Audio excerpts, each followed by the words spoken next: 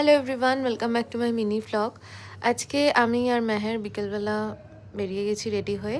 গেছিলাম new town আকাঙ্ক্ষাতে after পার্টিতে, ওরই বন্ধুর ক্যাফে এটা। তো একদমই নিউ ইয়ারের পরপর ছিল বলে ক্যাফেটা এত সুন্দর করে সাজানো গোছানো ছিল। আমরা মাঝের মধ্যেই ইভিনিংয়ে এখানে আসি বন্ধুবান্ধবদের সাথে। সান্দাকফু থেকে ফেরার পরে সৌমিদের সাথে দেখা হয়নি, তাই ওদের সাথে মিট করব বলেই এখানে আসা। আর ওখানে গিয়ে আমি প্রথমবার দেখলাম কোনো ঘোড়াকে বসে বসে এইভাবে ঘুমাতে। আর ওদিকে ওরা অলরেডি চলে এসেছে। আর বেশ অনেক দিন পরে দেখা হলো ওদের সাথে। দেখা হওয়ার সাথে সাথেই আদি ভাইয়ের থেকে পেলাম এই দারুণ একটা গিফট, সান্দাকফুর ফ্রিজ ম্যাগনেট, যেটা আদি ভাইয়া বানিয়ে দিয়েছিল। আর এখানকার চা, যেটা একবার কেউ খাবে সে আবারও ওখানে যাবে ফিরে। প্রত্যেকটা খাবারই এখানের বেশ ভালো।